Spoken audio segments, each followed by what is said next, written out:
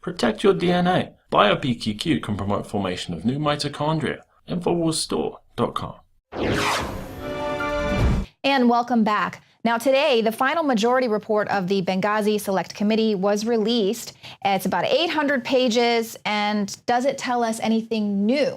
Joining me now, Margaret Howell. We're going to break this down. Now, what we do know is that when this attack was taking place, the White House was already focusing on some spin. Spin control, Leanne. That's what I'm calling this. I've been looking at this report all morning long.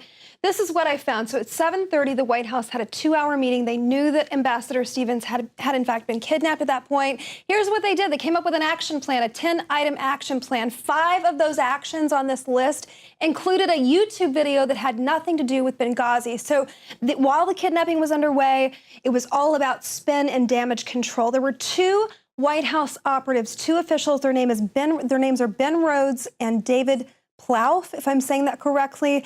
And they were prepping Susan Rice to go on national talk shows in the wake of this to do damage control instead of stepping out in front of this and doing something. Right. And of course, so this is, putting it in context, this was about 50-something days out from the next election. Mm-hmm. So it was all about politics, saving face for the Obama administration, not about saving these Americans that were there. Mm-hmm. You're absolutely right. So we know that we were in Libya. This operation, it was sold as a mission for these aggrieved people. We needed to be there. Ambassador Stevens actually had a heart for the Libyan people, and he was there because he loved those people. We understand from this report that took 2 years in the making, 7.1 million.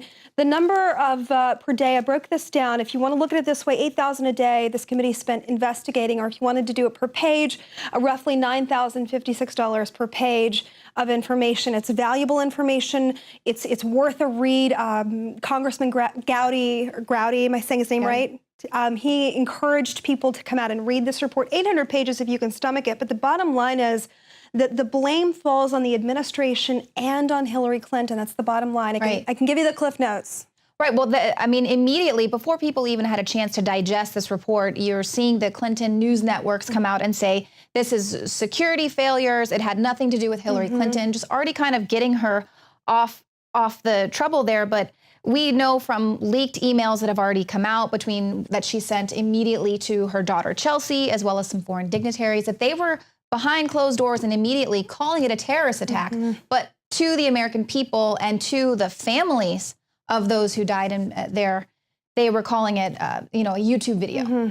We're not clear on what the circumstance is. This is an intelligence failure. That's what she was labeling this. You were absolutely right. She was calling it terrorism behind closed doors, but the public narrative was very different than what she was actually calling it. And, it's heartbreaking to know what Ambassador Stevens was going through. On June the 7th, 2012, he pleaded for security. He said, look, September 11th is coming. The anniversary of this is coming. The revolution that's underway post-Gaddafi, tensions are heightened here. I need people guarding me. I need added boots on the ground. But Obama, he was going to protect that legacy no matter what. Taking the boots off the ground, that was more important to him than these 4 men that died. That's very clear reading this. Right. And even now, years out, it's still very important to them to get Hillary Clinton in. Obama's going to back her, even though she has kind of snubbed him as well. Here, apparently, they're saying that government officials failed to act on Obama's orders.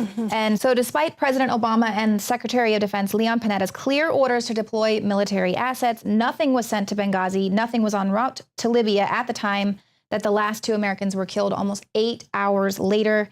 And we also know that a fleet anti-terrorism security team sat on a plane for 3 hours. They changed in and out of their uniforms 4 different times. So there was plenty of opportunity for them to get in there and do something about it. But instead, the Americans had to actually be pulled out by Gaddafi supporters, not even by any of our own people. It's despicable when you think about the facts surrounding what happened to Ambassador Stevens and these 3 other men. It's absolutely inexcusable.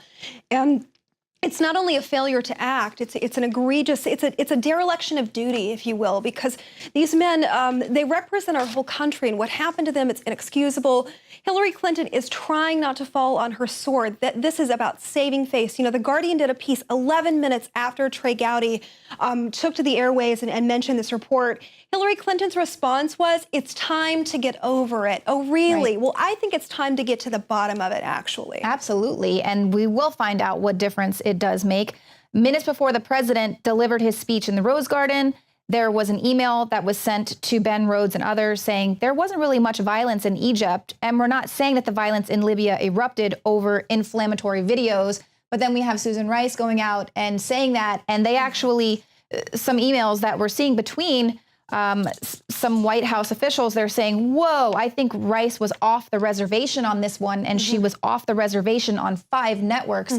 So they didn't even have their whole act together. But we see officials, Hillary Clinton as well, putting all of their focus on how they can spin this and turn it into an attack about a video. And that is getting to the bottom of it. That is where she wants people to move on, because she doesn't want them to see her role that she played in it with her emails that she tried to delete that showed that she was having these conversations with her daughter, counter to what she'd been telling the American people.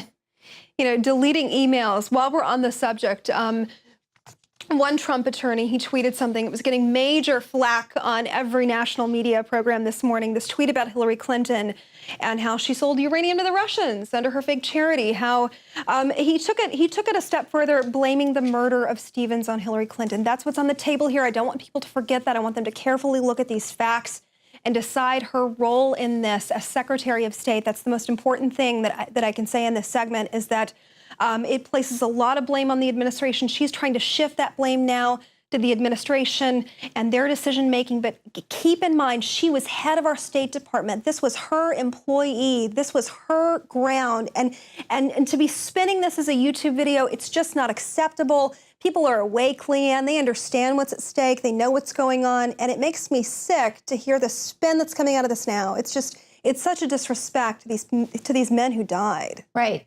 And we know that there was some security officers there warning everyone, sending out these emails, like you mentioned, that they need help, they need security. This is a suicide mission to have people stationed there.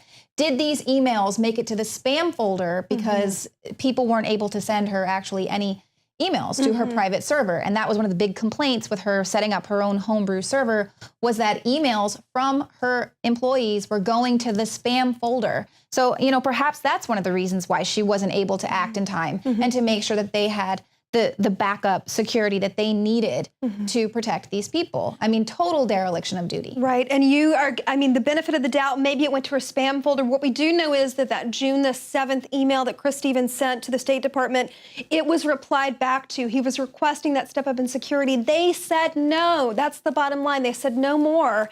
And there isn't any more clear evidence than that. That happens on June the 7th. In September, of course, he's murdered, raped, brutalized, his body torched. Despicable things happen to him. You know, we would be looking at a completely different outlook, Leanne. I would be able to give her the credit that she's due. If she had just replied with a yes, you can have the proper security. We're going to protect you.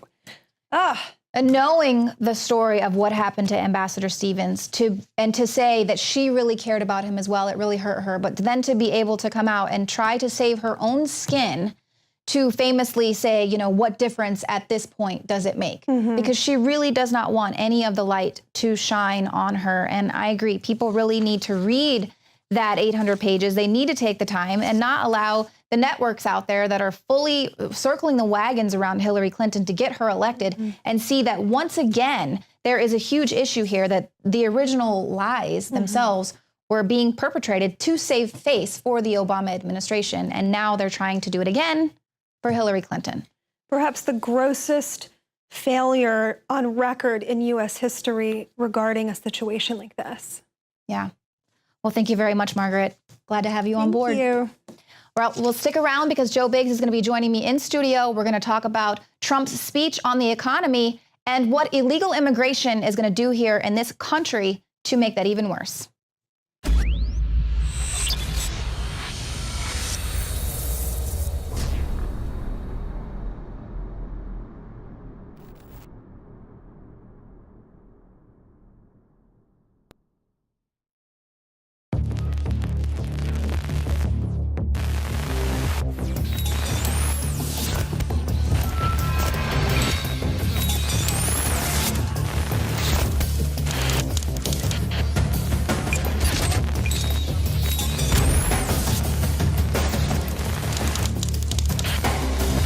Joe Biggs here with Infowars.com with an extremely important message. You're probably asking yourself right now, What's the most important phrase in America right now? Well, it happens to be Hillary for Prison.